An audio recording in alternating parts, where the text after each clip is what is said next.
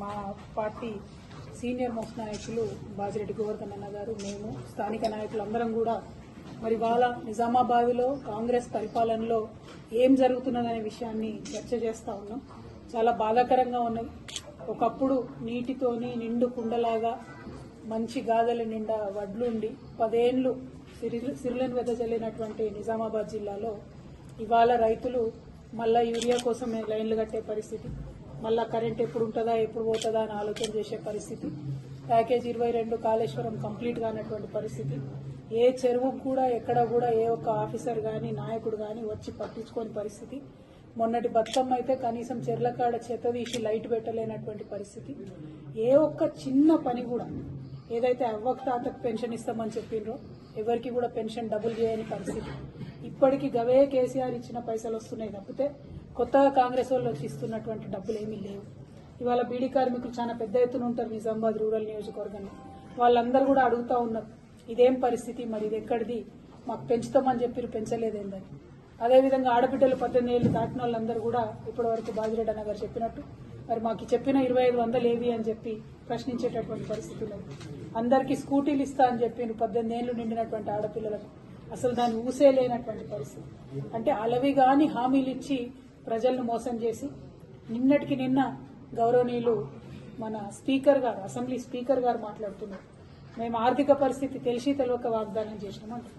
మరి ఒక బాధ్యత కలిగినటువంటి పార్టీ, 130 ఏళ్ల చరిత్ర ఉన్నట్టు చెప్పేటటువంటి పార్టీ, వాళ్ళ అధ్యక్షుడేమో పాపం తెల్లారు లేస్తే మరి రాజ్యాంగం అని ఒక ఎర్ర బుక్ పట్టుకొని తిరుగుతూ ఉంటాడు. మరి అటువంటి పార్టీ వారెట్లా మోసం చేస్తారు ప్రజల్ని?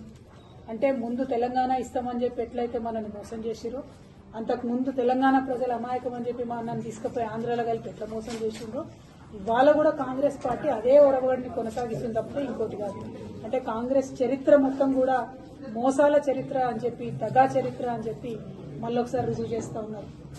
నిన్న మొన్న మనం చూసినాం, 4 రోజులు గ్రామ సభలను పెడితే ప్రజలు నిలదీసి అధికారులను వెలగొడితే మరి భయంకరమైనటువంటి మళ్ళా తెలంగాణ ఉద్యమకాలం నాటి పరిస్థితులు అన్ని పల్లెలలో కూడా మనం చూసినాం.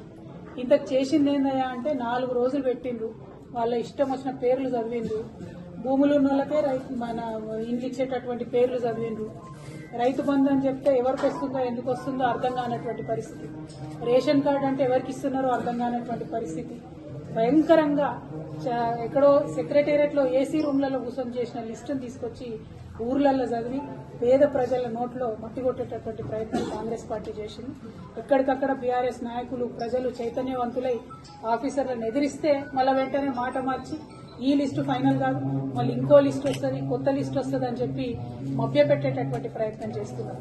కానీ అల్టిమేట్ గా మనకు అర్థమవుతున్నది ఏంటి అని అంటే కాంగ్రెస్ పార్టీ వాళ్ళు కేవలం వాళ్ళ కార్యకర్తలకు మాత్రమే ఇందిరమ్మ ఇండ్లైనా, రైతు భరోసా అయినా, రేషన్ కార్డు అయినా, ఇంకోటైనా ఇచ్చేటటువంటి ఆలోచనలో ఉన్నారు. ఈ వాస్తవాన్ని తెలంగాణ ప్రజలు ఎంత తొందరగా గమనిస్తే అంత మంచిది. మనం డిమాండ్ చేస్తూనే ఉండాలి, కొట్లాడుతూనే ఉండాలి.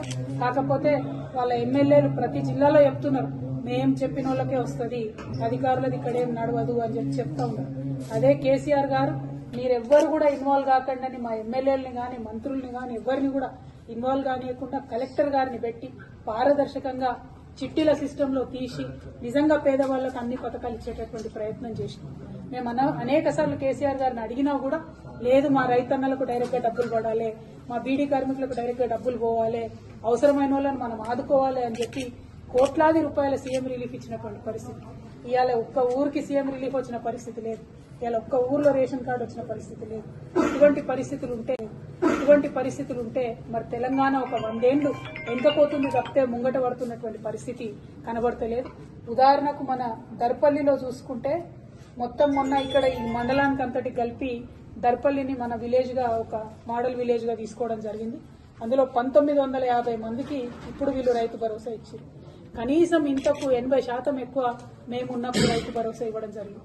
అంటే కేసీఆర్ గారు ఇచ్చిన దాంట్లో 10% మంది రైతులకు కూడా మీరు ఒక మండలంలో రైతు భరోసా ఇవ్వకుండా మేము మొత్తం ఇచ్చేసినాం అయిపోయింది అని చెప్పి మభ్యపెట్టేటటువంటి ప్రయత్నం ఏదైతే చేస్తా ఉన్నామో దీన్ని మేము తీవ్రంగా ఖండిస్తా ఉన్నాం. అంతేకాదు దారుణం మళ్ళా రోజొక్కటి చూస్తున్నాం. ఇవాళ మేము వస్తుంటే తొవ్వంట ఎల్లారెడ్డిలో అక్కడ మళ్ళా పాపం పిల్లలు 12 మంది విషాహారం తిని హాస్పిటల్కి పోయిన పరిస్థితి.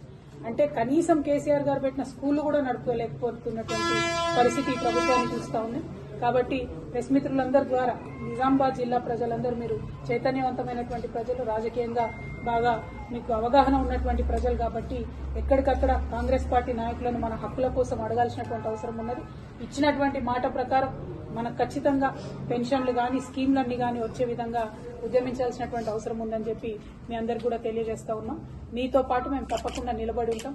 నిజంగా రేవంత్ రెడ్డి గారు మొన్న 26 జనవరి నాడు మాట్లాడిన మాటలు వింటే ఎట్లా ఉన్నదంటే ఒకటే స్పీచ్ లా 10 నిమిషాలకు ముందేమో 26వ తారీఖు నాడు వేస్తా అంటాడు రైతు బంధు, 10 నిమిషాలు కాగానే 31 మార్చికి వేస్తా అంటాడు. అంటే నిజంగా అబద్దాన్ని తీసుకుపోయి అద్దం ముంగట నిలబడితే ఎట్లుంటదంటే రేవంత్ రెడ్డి గారి బొమ్మగానే పడుతుంది అద్దంలో. అది పరిస్థితి. అంతే తప్పితే ఇంకోటి లేదు. ప్రజల్ని మభ్యపెట్టి ఎక్కువ కాలం పరిపాలన చేయలేదు. ప్రజల కోసం ఇప్పటికన్నా ముందుకొచ్చి పారదర్శకంగా పనిచేయవలసిందిగా కాంగ్రెస్ పార్టీని డిమాండ్ చేస్తా ఉన్నాం. నిన్న కుంభమేళాలో ఏదైతే ఇన్సిడెంట్ జరిగిందో దానికి బీఆర్ఎస్ పార్టీ తరఫున మేమందరం కూడా బాధపడతా ఉన్నాం. అదేవిధంగా కుంభమేళా ఇప్పటి నుంచి శివరాత్రి దాకా కొనసాగుతుంది కాబట్టి తెలంగాణ నుండి కూడా చాలా మంది పోతా ఉంటారు కాబట్టి ఖచ్చితంగా ఇక్కడ ఉండేటటువంటి ప్రభుత్వం ఒక హెల్ప్ లైన్ ఏర్పాటు చేయాలని చెప్పి మేము డిమాండ్ చేస్తా ఉన్నాం.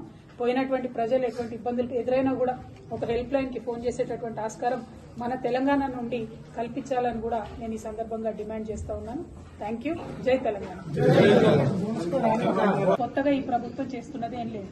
మేమిచ్చినటువంటి ఆత్మగౌరవ భవనాలను పోయి ఓపెనింగ్ చేసుకోవడం, మేమిచ్చిన ఉద్యోగ నోటిఫికేషన్లకు పోయి సర్టిఫికెట్ ఇచ్చుకోవడం, మేమిచ్చినటువంటి అన్ని పనులను కొనసాగించే ప్రయత్నం ఏవైతే కంప్లీట్ అయిపోయినాయో నేను చేసిన అని గొప్పలు చెప్పుకున్నాడు తప్పితే చేసిన మంచి పనులను కొనసాగించి పెంచి ఇచ్చింది మాత్రం ఎక్కడా లేదు. ప్రజలకు ఇచ్చిన వాగ్దానాన్ని పూర్తి చేసింది ఎక్కడా లేదు. అది వడ్లకు బోనస్ విషయంలో అయితేంది, ఇప్పుడు మన ఎర్రజొన్న కోతకొచ్చి దాని పరిస్థితి అయితే ఏంది, కనీసం కొనుగోలు కేంద్రాలు పెద్ద ఎత్తున పెట్టేది ఏదైతే ఎందులో కూడా ఈ ప్రభుత్వం విఫలమైతా ఉన్నది. దీన్ని ప్రజలందరూ కూడా గమనిస్తూ ఉన్నారని చెప్పి నేను కోరుతా ఉన్నాను. అట్లానే పసుపు పంట ఇప్పుడు మాకు వచ్చింది నిజామాబాద్లో. మరి దాని రేటు గురించి ఇక్కడ బాగా బీజేపీ ఎంపీ గారు కూడా చాలా మాట్లాడుతూ ఉంటాడు ఆయన. మరి పసుపు రేటు పెంచే విధంగా, పసుపుకు మద్దతు ధర ప్రకటించే విధంగా భారతీయ జనతా పార్టీ తక్షణమే చర్యలు తీసుకోవాలని, దానికి ఎంపీ అరవింద్ గారు కృషి చేయాలని కూడా ఈ సందర్భంగానే డిమాండ్ చేస్తున్నాను. Thank you. జై తెలంగాణ.